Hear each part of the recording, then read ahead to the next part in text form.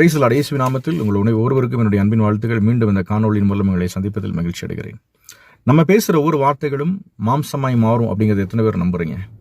நீங்கள் பேசுகிறது, நீங்கள் விஷ் பண்ணுறது, நீங்கள் ஜெபிக்கிற எல்லா வார்த்தைகளும் ஒரு நாள் மாம்சமாய் மாறும் அப்படிங்கிறது எத்தனை பேர் நம்புறீங்க? பைபிள் வசனம் தான் சொல்லுது, அந்த வார்த்தை மாம்சமாகி கிருபையினாலும் சத்தியத்தினாலும் நிறைந்தவராக நமக்குள்ள வாசம் பண்ணார்னு. நீங்கள் லூக்கா 1 அதிகாரம் வாசித்தீங்கன்னா அங்கே ஒரு சில சம்பவங்கள் எழுதப்பட்டிருக்கும். யோவான் கருவா அவங்க அம்மா வயிற்றில் இருப்பார். அவங்க அம்மா எலிசபெத் நமக்கு தெரியும். அவங்க கர்ப்பமாக இருக்கையில் அவங்கள பார்க்கறதுக்காக மரியாள் போவாங்க, போய் வாழ்த்துவாங்க. வாழ்த்தும் போது கருவில் இருக்கிறதான யோவான் என்ன பண்ணுவாராம், துள்ளுவாராம். பரிசுத்தாவினால நிரப்பப்பட்டாங்களாம் எலிசபெத். ஸ்திரீகளுக்குள்ளே நீ ஆஸ்வதிக்கப்பட்டவள் அப்படின்னு சொல்லி வாழ்த்தும் பொழுது அந்த வாழ்த்துதல் கேட்டு வயிற்றில் இருக்கிற குழந்தை கூட என்ன பண்ணிச்சான், துள்ளிச்சான். பரிசுத்தாவினால நிரப்பப்பட்டாங்களாம் எலிசபெத்.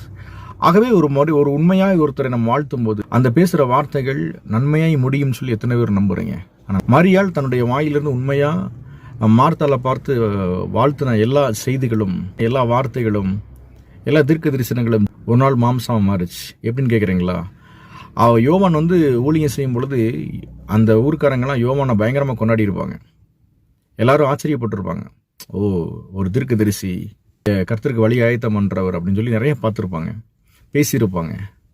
ஆனால் யோவான் பரிசுத்தாவினால் நிரம்பி அவர் ஊழியம் செஞ்சார், அவர் தீர்க்க தரிசனம் சொன்னார், அவர் பயங்கரமான காரியங்களாம் செஞ்சிருக்கலாம். ஆனால் இந்த யோவான் கருவா இருக்கும் பொழுதே அவர் ஆவியினால் நிரப்பப்பட்டிருந்தார்.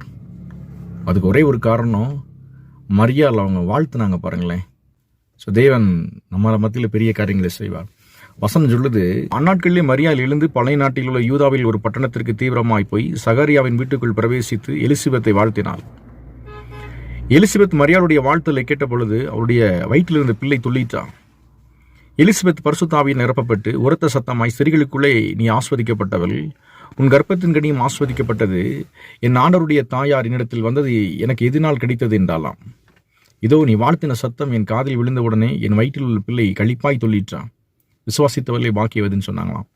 கர்த்தரால் அவளுக்கு சொல்லப்பட்ட வார்த்தைகள் நிறைவேறும் சொல்லி சொன்னாங்களாம். ஸோ இன்றைக்கி கூட நம்ம நம்புவோம், கர்த்தரால் சொல்லப்பட்ட எல்லா வார்த்தைகளும் நம்ம வாழ்க்கையில் ஒரு நாள் மாம்சமாய் மாறும். நீங்களும் உண்மையாக இந்த வார்த்தைகளை பேசும் பொழுது அது ஒரு நாள் மாம்சமாய் மாறும். நீங்களும் மற்ற நபர்கள்ட்ட போய் உண்மையாக வாழ்த்தும் பொழுது அந்த வாழ்த்து செய்தி ஒரு நாள் மாம்சமாய் மாறும். அது எல்லாமே தேவனுடைய வார்த்தையிலிருந்து பிறக்கணும். யார் விசுவாசிக்கிறாங்களோ அவங்க பாக்கியவதி. மரியாள் விசுவாசித்தாங்க, அவங்க பாக்கியவதி. எலிசபெத் விசுவாசித்தாங்க, அவங்க பாக்கியவதி. இன்னைக்கு நீங்களும் நானும் விசுவாசிப்போம்.